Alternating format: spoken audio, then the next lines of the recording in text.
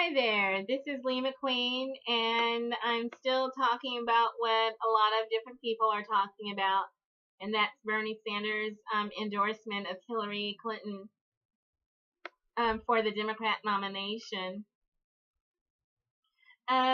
He has decided that he will work with Hillary Clinton to enact progressive change and reform to the Democrat Party, and that's his choice.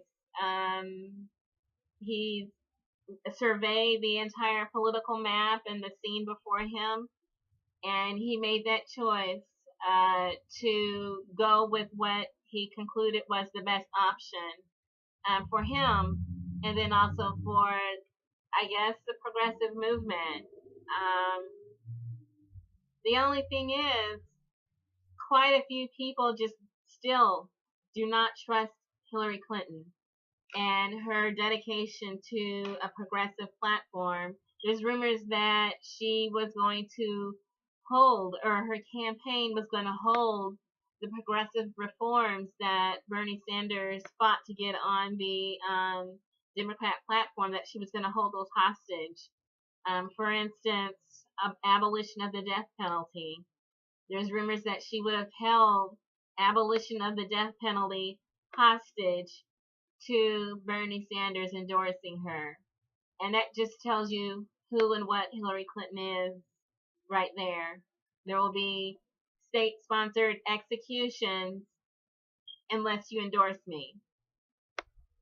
That's Hillary Clinton.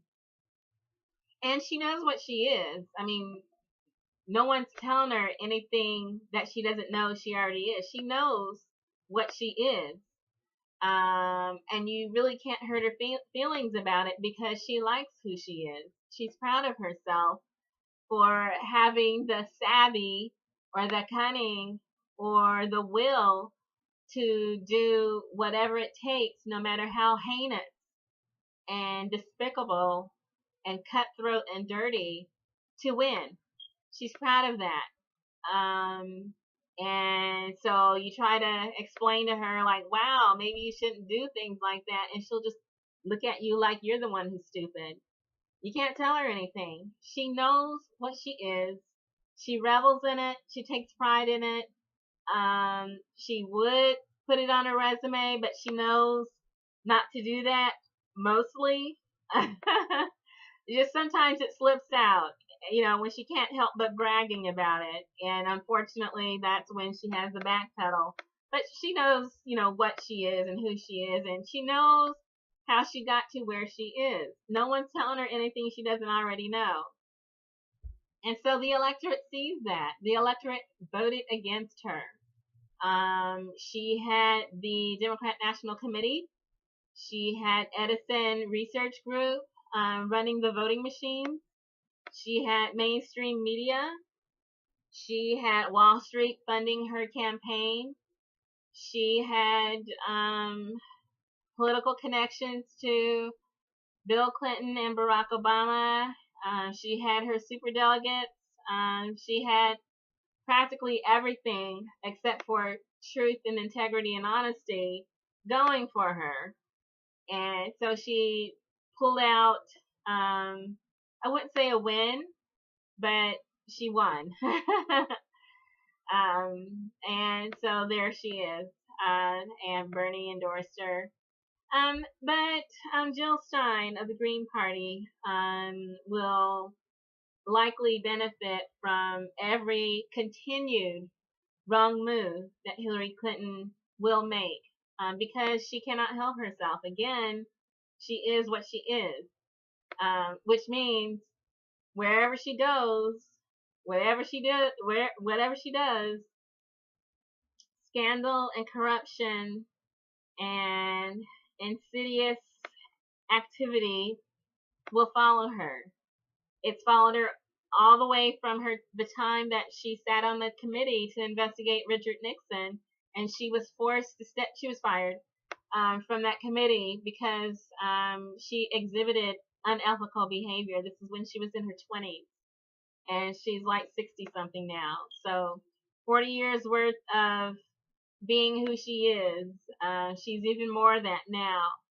And so people look at that and they say, well, Bernie, you can do what you feel you need to do.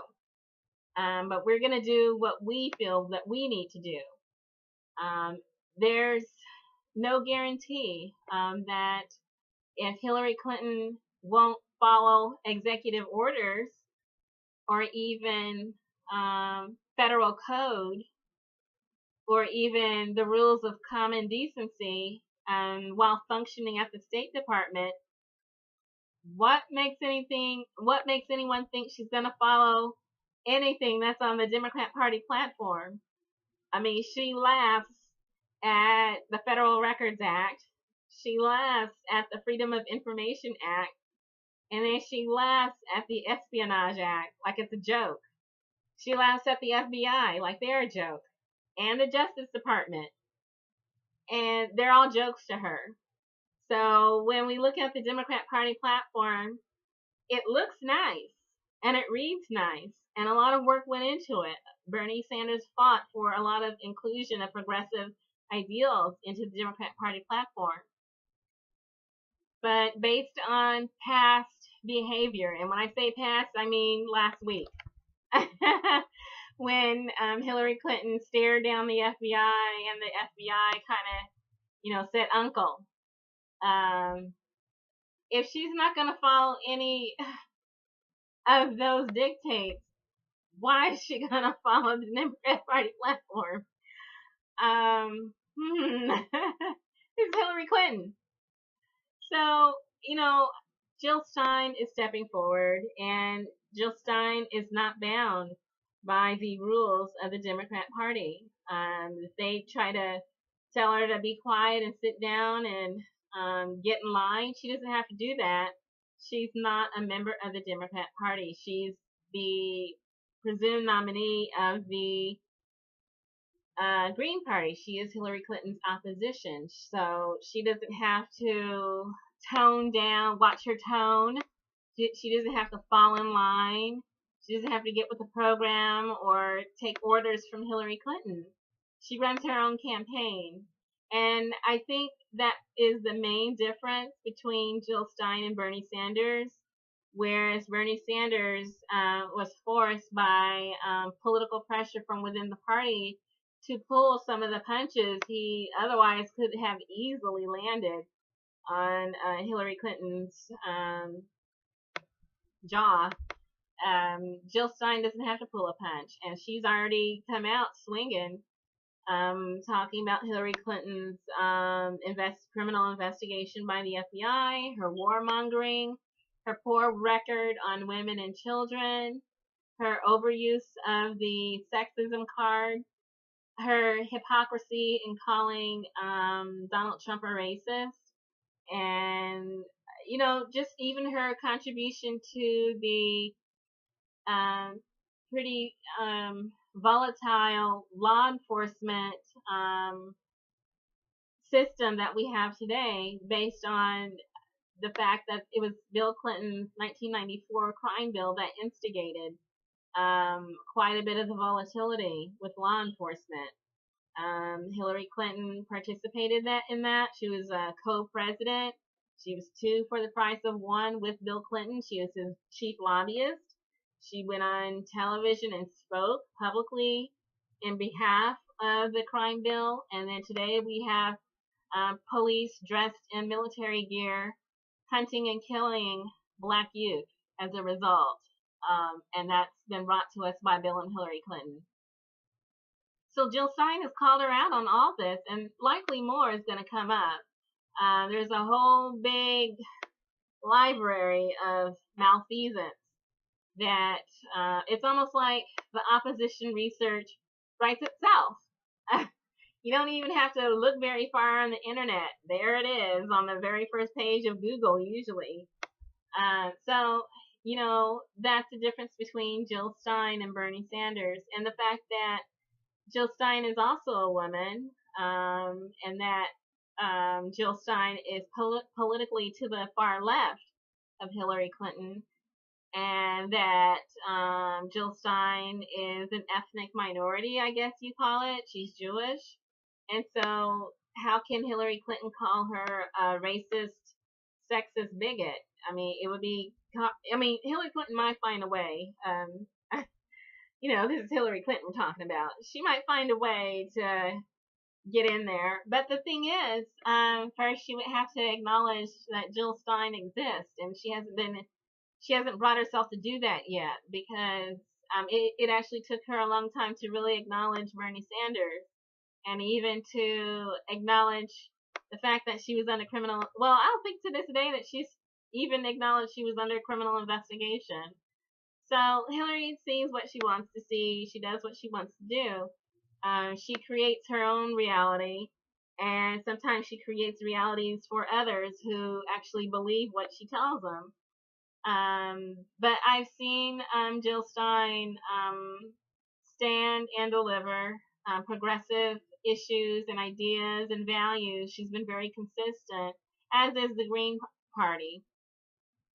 And so those who just cannot bring themselves to support Hillary Clinton in the same way as Bernie Sanders, Jill Stein presents an alternative.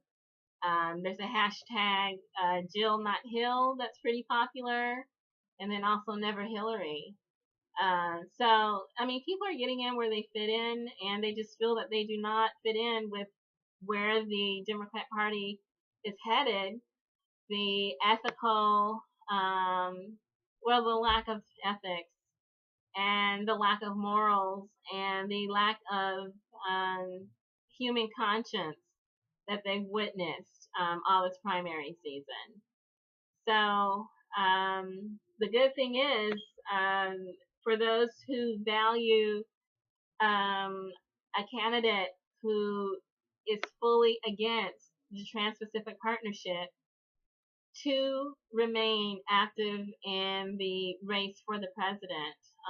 Donald Trump is one, and Jill Stein is the other.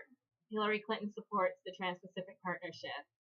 A vote for Hillary Clinton is a vote for the Trans-Pacific Partnership.